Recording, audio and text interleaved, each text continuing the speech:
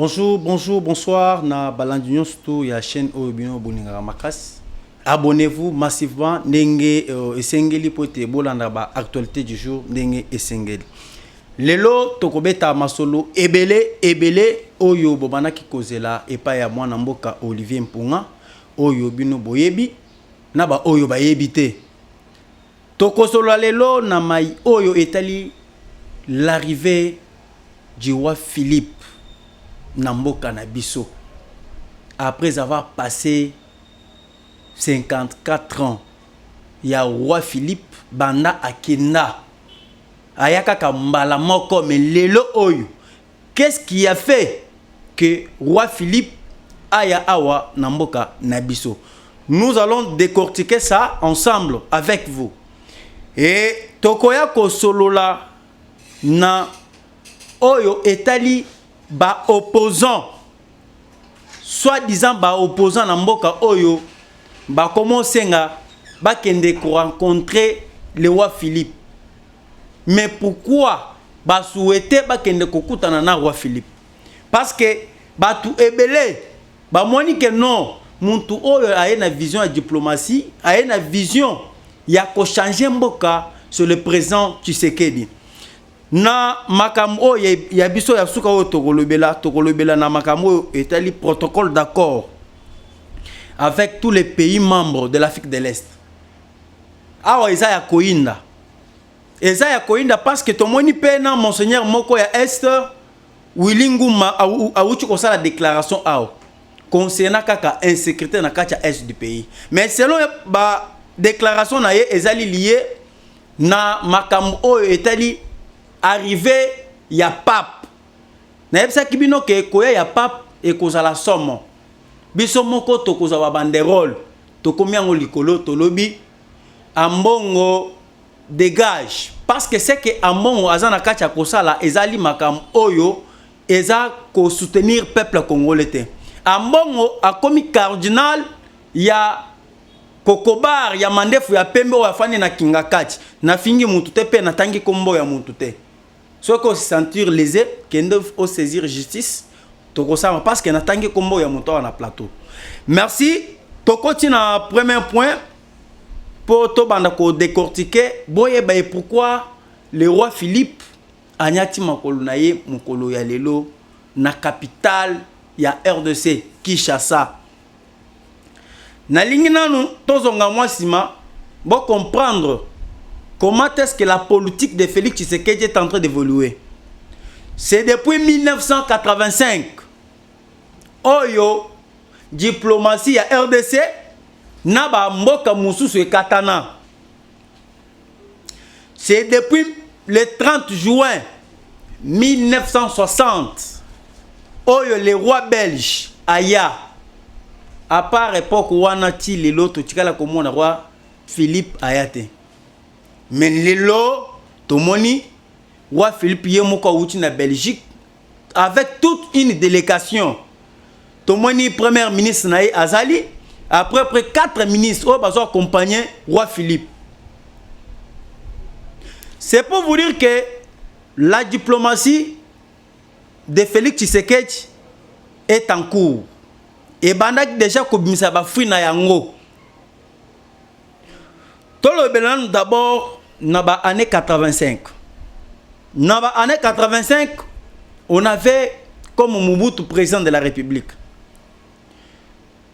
Tant que dans les années 85, Mobutu a attaqué la coopération sur les plans diplomatiques. Il y avait la France, les États-Unis d'Amérique et aussi la Belgique. Tant que Mobutu a katana, nde mukolo oyo bomonaki Mobutu akendaki na Chine pour akutana na Mao Kishitun.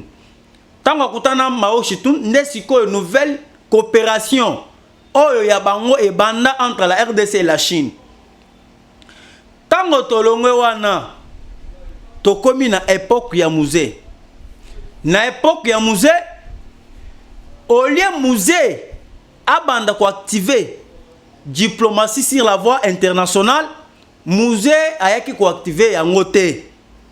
Musée a côté même politique.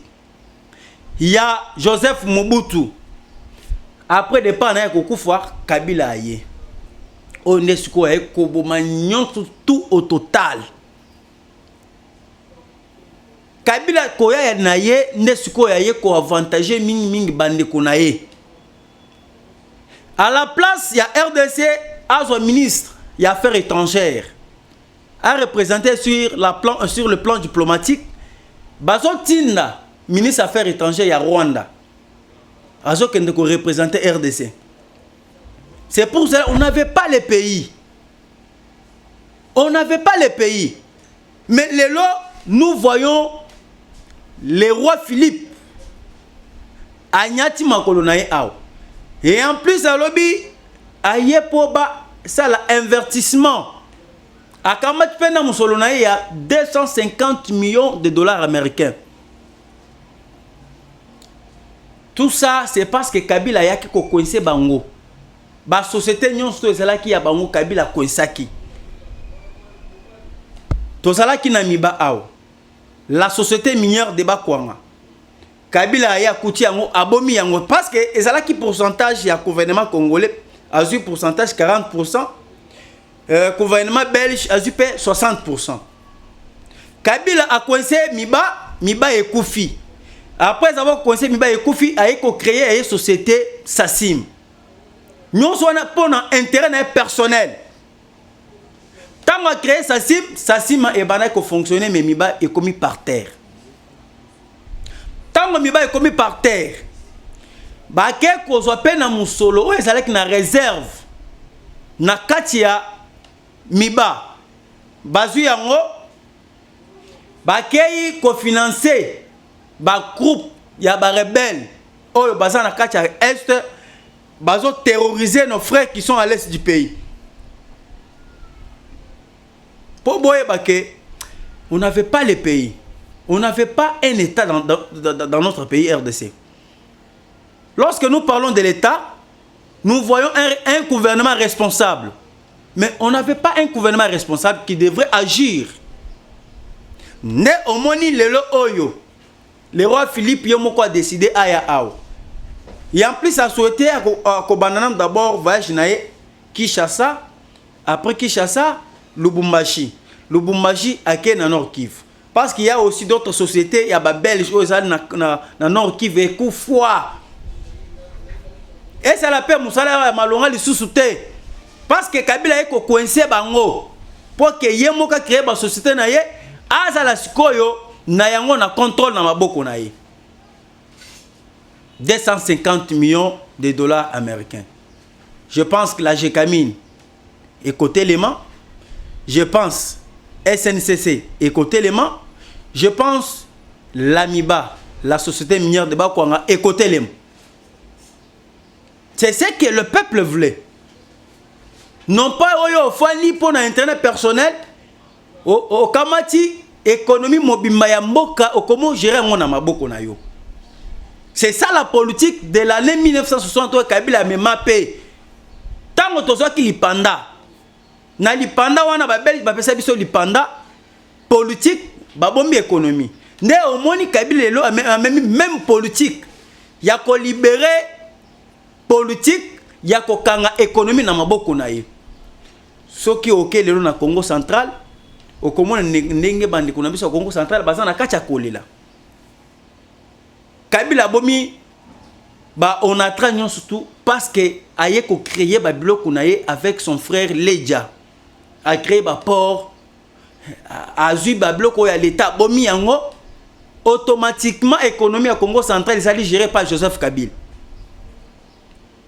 Tango toke na Kasai a kamati société ya Miba abomi yango tango abomi yango a créé o ya ye Sassim automatiquement il n'y a pas débat à faire azot tala économie o nyonso ya Kasai parce que Sassim et ça société moko ezo produire ba diamant maintenant tango ezo boma société ya diamant ya Miba obomi yango créé o ya yo automatiquement tu gères l'économie dans votre main. Mais tant que batu lelo yo bazolo ba Kabila mais Kabila a fait quoi? Qu'est-ce que Kabila nous a laissé dans ce pays? Au contraire, la société est belée. oyo ba belge batikela biso Kabila yaki aboma yango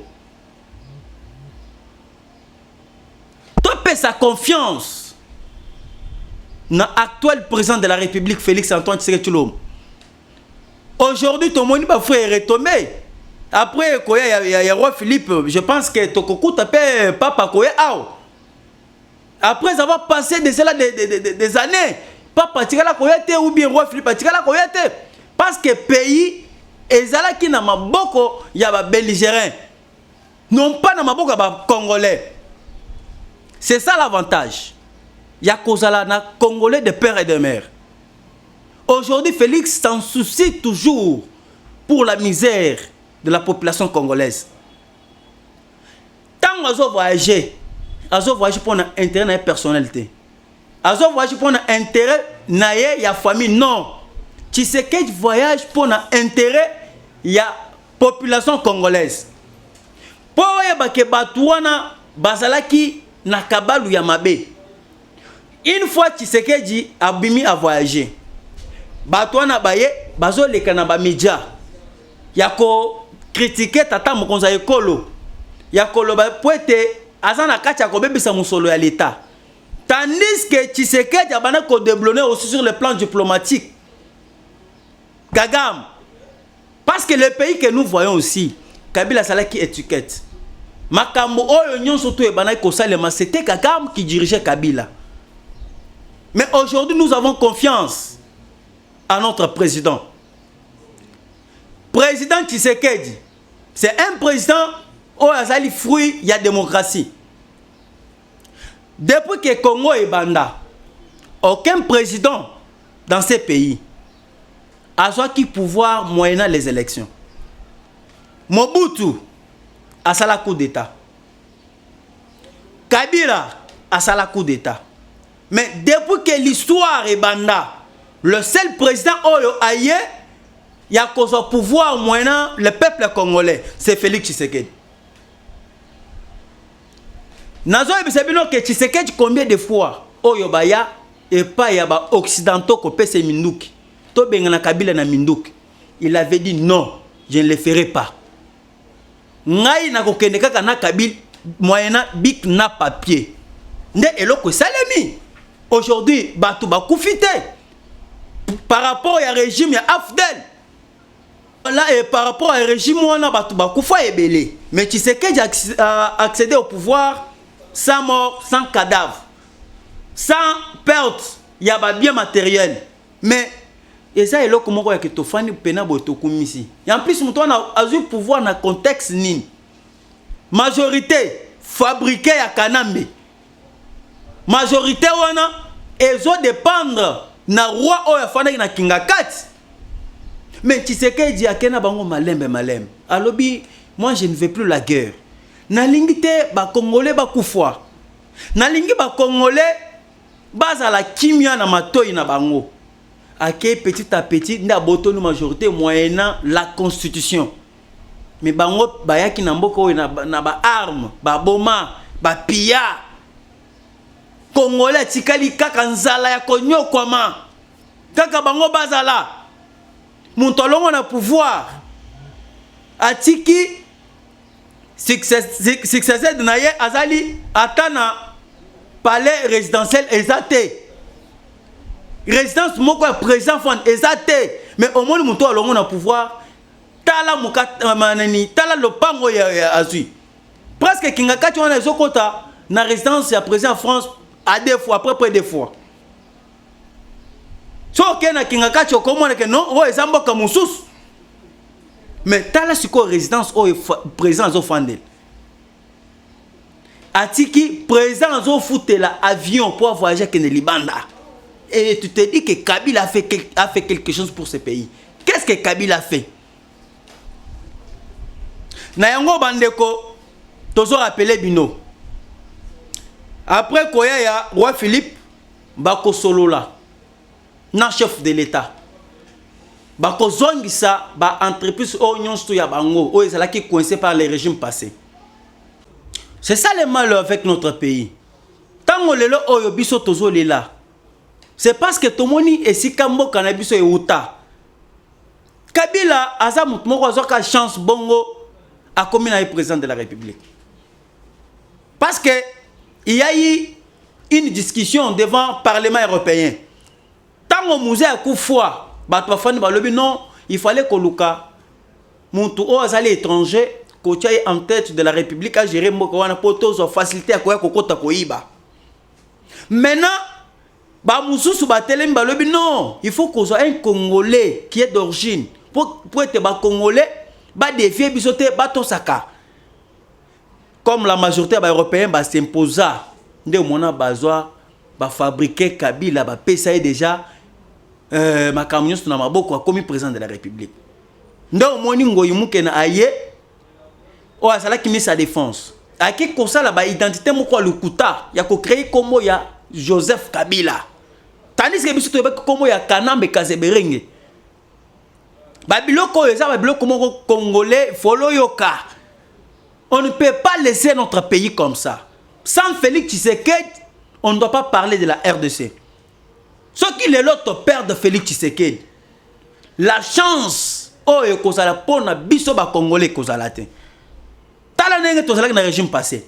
Olobi mukobo ba torturer yo. Olobi mukobo ba enlever yo. Olobi mukobo ba tio dans fleuve Congo. Mais les lots oh nous parlons à l'aise. Nga lelo na loba na média je suis à l'aise. Na sisipe na kiti na kei. Que par rapport au régime oh ezalaki. Kabila c'est un sorcier. Bande ngai boyo kanan. Kabila ye na mboka oyo. Amona ke ba congolais bazo nyokwam. Ba mama na biso bazo teka ba mampa, ba jeune bazo sala ba cabine. Ole azo mbongo encourager ba jeune, azo boya ko pesa ba jeune na musolo. Kabila kei azu ba enye ba chinois. Azu mbongo na banque centrale, banque oyo ya biso ya ba congolais. Azu mbongo na akeko pesa ba indien. Indien wana uchimboka na ye 2 ou 3 jours à se retrouver. Ba pesa ba defse mbongo. Asali après 6 mois, aye azong simbongo wana biloko komi aye.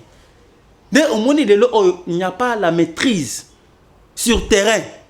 Au moins mbongo et dollar et matite, mais biloko zo mate yango moko. C'est parce que bazo instruction quelque part. Oh ezamboka na biso, totelemaka.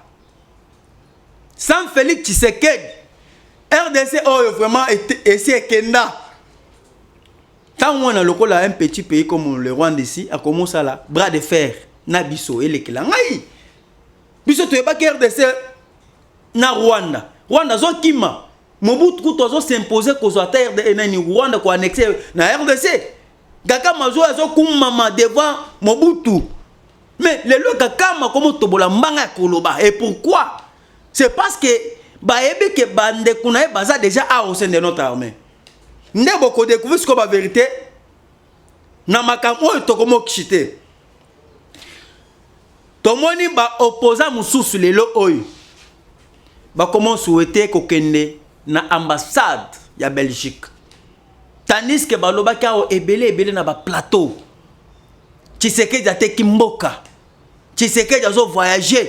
Mais lelo Tshisekedi a voyager comment menebilo ba président ba roi ba comment na mboka. Tomoni pese penge. Montoa lo baka tro wana eloko moko malonga te a maîtriser na mboka oyo. Azali ndoyi ya ba Rwandais, tala morphologie d'abord. Boza ndenge moko na fingite. Oyo na fingite na lobi bokokani na ba Rwandais, je n'ai pas insulté. Et penge azu courage ya kokende na ambassade ya Belgique. Ya kosenga pe audience ya ko rencontrer roi Philippe. Maintenant, tout ce temps ici, tu étais où? Vous tous, vous êtes des politiciens. Na politique, moi, na mukolo azala raté. Yo pesa la penzela na ya yo, ya ko créer peu diplomatie na yo, mais non pas que roi Philippe a comme ya, vous souhaitez aller rencontrer le roi Philippe. Mais na s'appelle quand même une réponse, ya ambassadeur ya Rwanda, ya Belgique. Parce que aboy ko yamaye ya kenda ki kuna na ambassade de Belgique oh non il y a opposant alors que je suis opposant de Tshisekedi mais par rapport à quoi aucun ambassade à bat non je suis opposant de Tshisekedi pour bayamayo ambassadeur aboy ko yamaye tindi conseiller na ye pour yamaye ayamaye lobi non ba agenda isa ebele pour na roi Philippe moyen bayamayo ezate moni ndenge bokomosi la na soni. Tshisekedi c'est un homme bon. D'abord il a l'amour en lui. Tshisekedi a senga kibino boya bo travailler ensemble. Bino bo boya. Bo boya bo finga ya lobi kenga na ko travailler na Tshisekedi parce qu'azali a travailler na Satan. Mais tala tsko ba retomber comment luka dialogue ezate. Nde maloba ya Kondo Etienne Tshisekedi Molomba alobaki que une fois l'IDPS au pouvoir, il n'y aura plus l'opposition. Ah, opposition ezate. Il n'y a pas un opposant.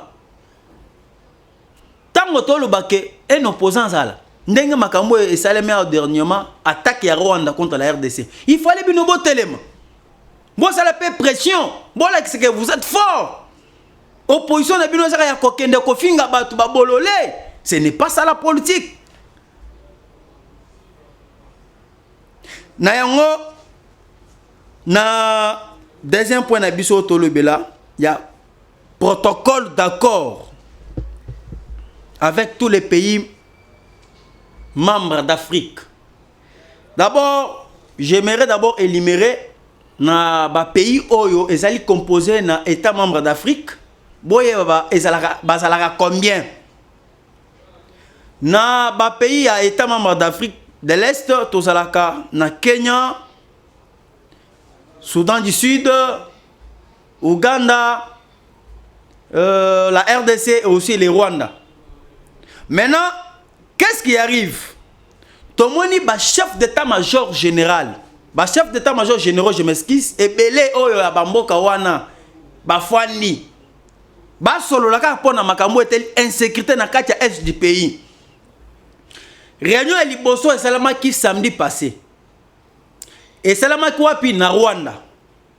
Ba pesa qui tata mon conseil ko l'invitation. Mais na mona qui Félix Tshisekedi azala qui détermine aboye kokende ko assister na ba biloko wana. C'est déjà un message fort.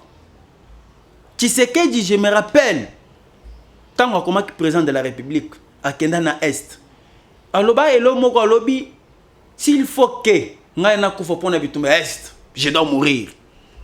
Voyez maintenant un président responsable. Mon tour est déterminé et digne. Il y a aussi sa insécurité dans le est du pays. Tant que RDC a besoin d'assister à la bloc na Rwanda, cela veut dire à défier Rwanda, lingi Rwanda, les sous-souter à côté de ma kamuna et à coopérer. Ne au moins ba juger bon. Il y a tous les présidents, ba ya awa. Baso sikoyo pouvoir nyons to ba pesa ba officier de tomona ki tous les officiers ba yeke awa ba sololi mais ba écarter Rwanda ba nyons to ba sololi ba lobby cette fois-ci moi assume moi selon ba déclaration au chef de porte-parole à Salaki à lobby les chefs militaires d'Afrique de l'Est acceptent d'unir leurs forces et de former une coalition pour désarmer les rebelles dans l'est du Congo. S'ils n'acceptent pas de se rendre, wana, ça devient très dur. Bonimi, boye to négocier.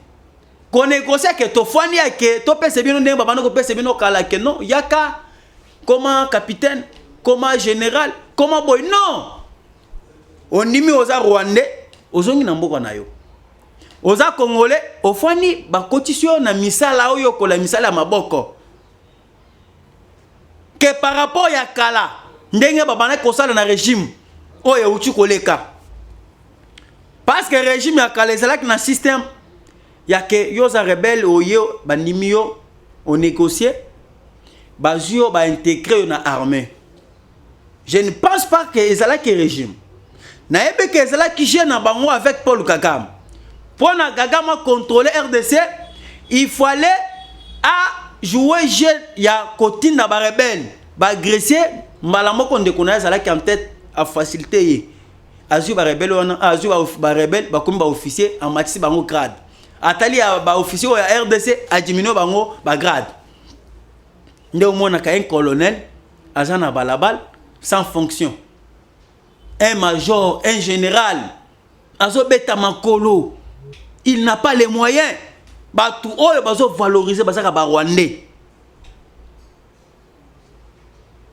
D'abord, na lingi na zonga sima totanga nanu moi accord moko. Parce que na accord moko ya Emeran, to sala ki na ba bloc moko ezala très ciblé na kati ya accord ya Emeran. Parce que accord ya Emeran ezala ki signé entre musée ba Kabila ba musée wana ba Kagame ba Museveni et autres. Nana lo ba ke Tshisekedi aye na guerre o na est. Tshisekedi aye akuti bituma wana na est. Ou bien Tshisekedi aye amemi ba accord na mboka oyo te. Tshisekedi akuti ba accord ibanda depuis 1960. 1996. Depuis 1996 ne ba accord ibanda. Kolongo na 1996 token à 2001 à 2006. Tout le monde peut ba accord. Oyo Kabila Rouberwa Nambemba ba signa. Oyo ba dirigeant 1+4. Mais le lot Tshisekedi au pouvoir, il n'y a pas l'accord. Né au monde na sepeli na maloba Tshisekedi devant son homologue Sassou Nguesso. Pas question de dialogue.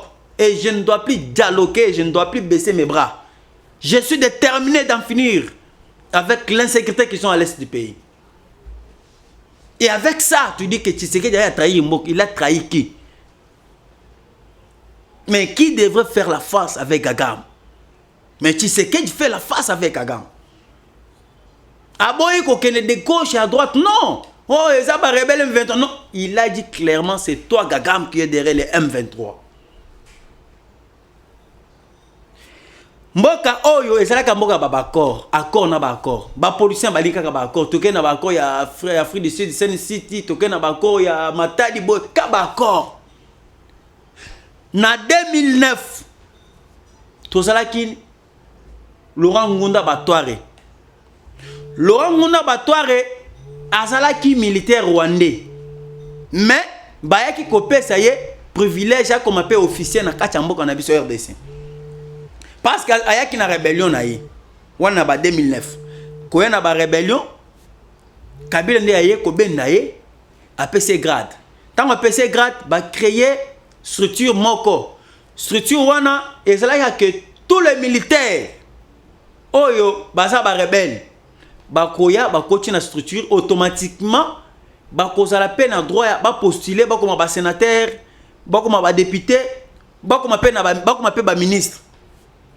Ne au moins lelo oyo na Assemblée nationale na Sénat ba rebelle bazal. Tant au moins un député, quelqu'un qui est censé ya ko battre la mibeko, ya ko voter mibeko, azolanda un président au Sénat. Mais il n'y a pas du respect.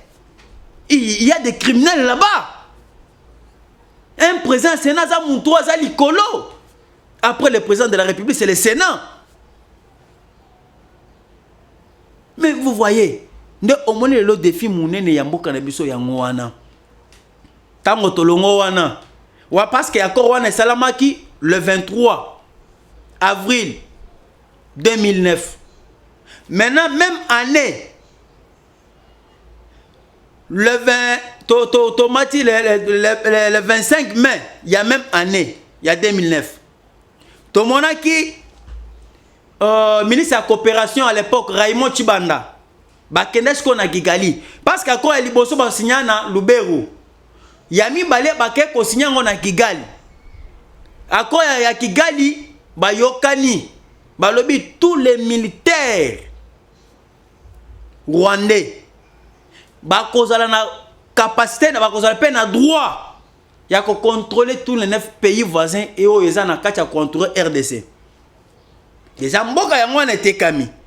Tango to yebisaka bino ke mboka tekami, bino bochaka tembe.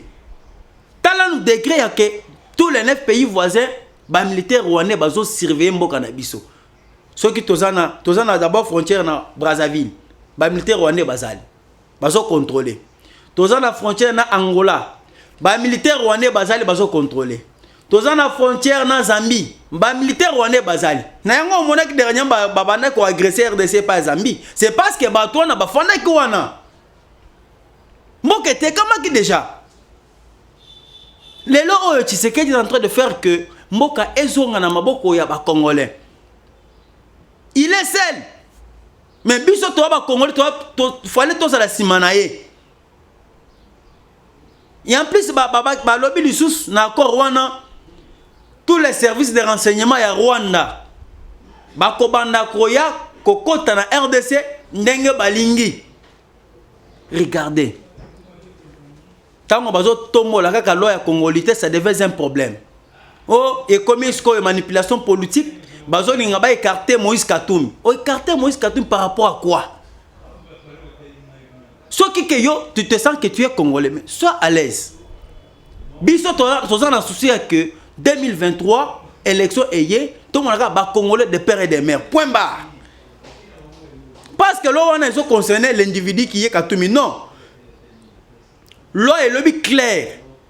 Ceux qui aux alliés étrangers occupent pas fonction, mais ba fonction italienne, ba fonction régalienne. Le la premier ministre, jamais un étranger a occupé la premier ministre Namboka Nabiso. Le la ministre de la défense, jamais un étranger a occupé la premier ministre de la défense Namboka Nabiso. Et le ministre de l'Intérieur, Affaires étrangères, Assemblée nationale, président de l'Assemblée nationale et le Sénat. Mais les autres au moins d'entreprise est belle à l'état comme il va infiltrer Rwandais. Ba ministre Rwandais. Talent n'est pas unitam à la présidence. Azo a information à la présidence mais azo tina na Rwanda. Et pourquoi?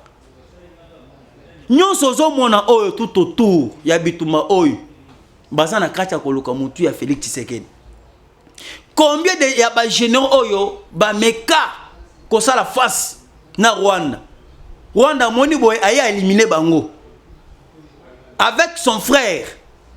Tout le monde a Mamadou Ndala ba kufwa pour bitumba ya est. Gaga malinga te ba touchera intérêt wana. Ce qui yo yé pour toucher intérêt Gagam. Gagam ko luka mutu na yo. Mais lelo akutani pena na nkoi. Ozali mwana nkoi. Bon mona Tshisekedi le père lokola azal lembel. Mais tala mwana na ye d'abord azal plus pire que son père. Un président aimé au monde. Tu es bien origine insécurité au union sozo le kanakacha est. Biso tokola na mboka oyo batangisa biso Rwanda azana richesse kaka ya ti. À partir Rwanda azana eloko mususu te. Mais le Rwanda komi premier producteur ya colbait na uranium ekobana ndenge nini. Moni lelo oyo bitumba ya est soki esili yeba ke ba invertir ba koya lokola mayebo parce que ebela ba société ba britannique na ba américain ezalaka kuna parce que y a des individus non pas l'administration américaine tozana ba individus oyo bazana ba société na bango ya minene na kati ya Rwanda na ba britanniens baza pe na ba société na bango na kati ya Rwanda mais bango ba profitaka soki guerre eza na kati ya est. Ne moni Gagam a jugé qui bon, il y a que pour avoir minerai na facilité. Il fallait d'abord qu'on infiltrer d'abord armée congolaise. Tant qu'on infiltrer armée congolaise, bangone ba ko faciliter ye. Abi msaka ba minerai. Nde omona ki ba généraux ebele ba kota na magaba ba mafia, côté ka ba armes, côté ka ba munitions. Bazo teka ba plan. Boko taboy bo sala boy. Po ba yiba ka minerai. Ozoma loko la territoire ya chance. Minyemwe au monde ba rebelle ba kanyo pendant plusieurs années. Congolais l'équipe bazo foot sa congolais taxe mais mboka na yi. Mais taxe on les okota na kesa l'état et à l'état mais taxe on les okota na kesa ba rebelle. On n'avait pas un pays. Na yango nenge eza ao. Une fois bitumaya Cécilie. Yeba ke bona ya peuple congolais pe emonani. To yebi déjà Cécilie mais to comment que na ba processus wana. Lelo oyo mes chers compatriotes, sans Félix Tshisekedi, on ne peut plus parler de la République démocratique du Congo. Parce que mboka na biso zala ki partout muntu nyonso azo piller ndenge alingi. Comme Kabila a été soutenu par les Zambiens, bazami bazo yiba. Ba Rwandais bazo yiba. Muntu nyonso azo kipe mboka te, muntu nyonso azo yiba ndenge alingi. Mais une fois Tshisekedi au pouvoir, c'est ça. Mboka ezo senga dan d'abord rigueur ezala na mboka po bato bakoya libanda bato ça. au moins un chinois azo welela un indien azo wele po ya na mboka oyo azo mona RDC lokola keza poto soki ba yokaka non un indien ya na RDC mbala mo ba sala fête pa na bango mais biso ba kolomboka tozo koba te na moya ko diriger mboka na biso ko maîtriser mboka na biso ya ko tia ba rigueur. Mais avec Félix Tshisekedi nous avons confiance. Les choses sont en train de s'améliorer comme il faut. Avec Félix Tshisekedi, tout le monde va avancer significative. Tout le monde coopération la France et la RDC et Zongi. Coopération entre la RDC et les États-Unis d'Amérique et Zongi. Et à part ça, tout cela qui a embarqué. Le processus d'embarquement, Kalate et aussi là. Ça montre que mon tout azali na souci à mboka.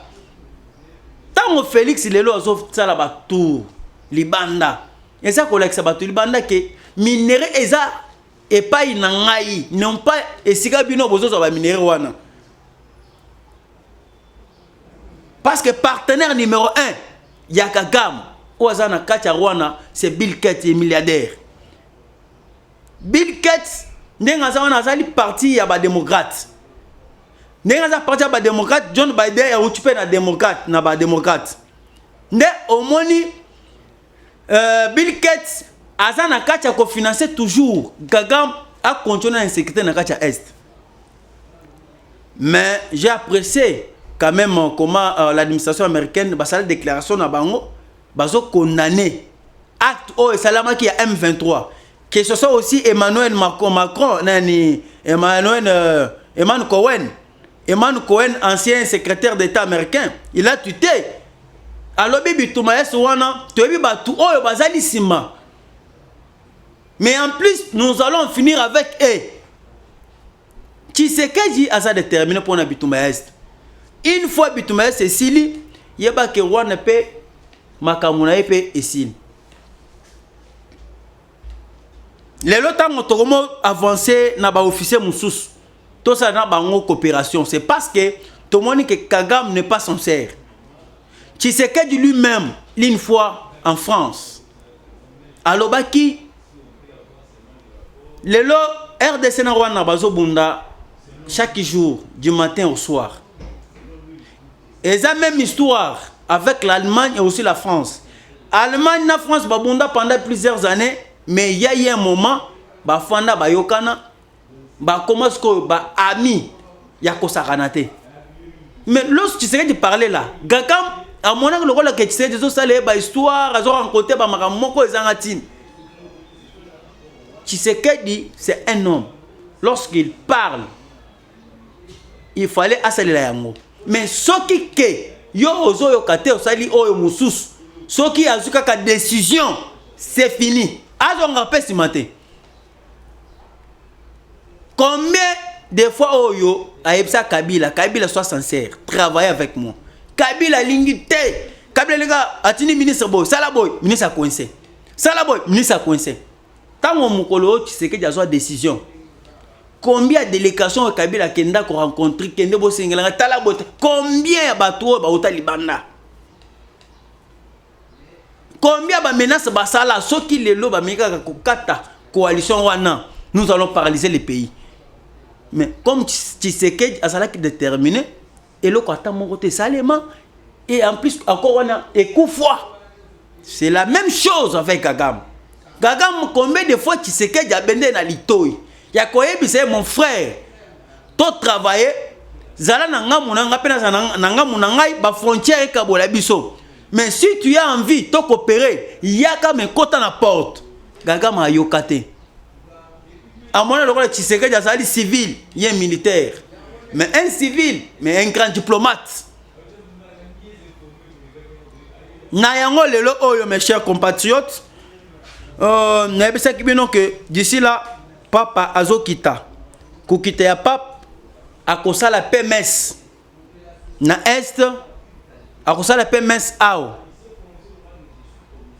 Koya ya pap ezali message fort. Contre Batu Oyo Bazo Kaniseke insécurité, ça la Nakacha Est.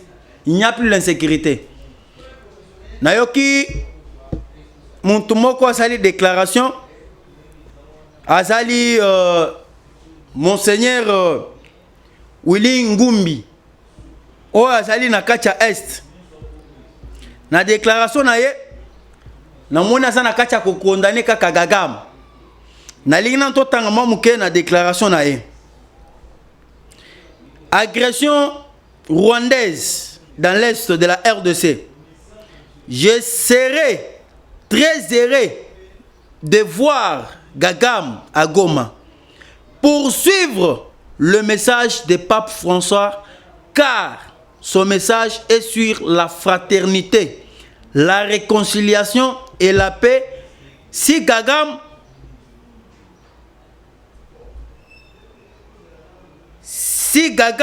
vient à cette visite, nous serons heureux de l'accueillir. Vous avez suivi le message. Oh, il y a Monseigneur Willy Ngumba. Oh, il y a Salina Est. Alobi, quand il y a pape, il a dit déjà que Kimia est aussi réconciliation. Na kolinga comme on appelle Gagam. Ah, il a assisté na cérémonie oyo, il y a paix oyo papa kosala. Maintenant, pose-toi une question. Est-ce que na marche oyo peuple a marché na Kivu, tu es sûr que Kagame akoya? Point d'interrogation. Na ba mbongo oyo zo mona wana bazana ba carrière minier. Bitumbo zo mona lelo oyo Tshisekedi c'est parce que ba carrière minier na bango ba botoli yango. Et comment ça fait-il un pays le peuple souffre? Mais bino bozo ba carrière minier, et comment ya bino na ba poche na bino mais mbongo au lieu qu'on na caisse à l'état ils ont défié. Biso tozali balobeli ya peuple, nous sommes là pour défendre notre pays. Tozali pour to critiquer muntu te to finga muntu mais to kozala kaka soko sali mabe. Toya pour to regarder yo to zonction dans cela. Merci. À la prochaine occasion, Tokokutana, Oyabino, Olivier Punga. Ciao.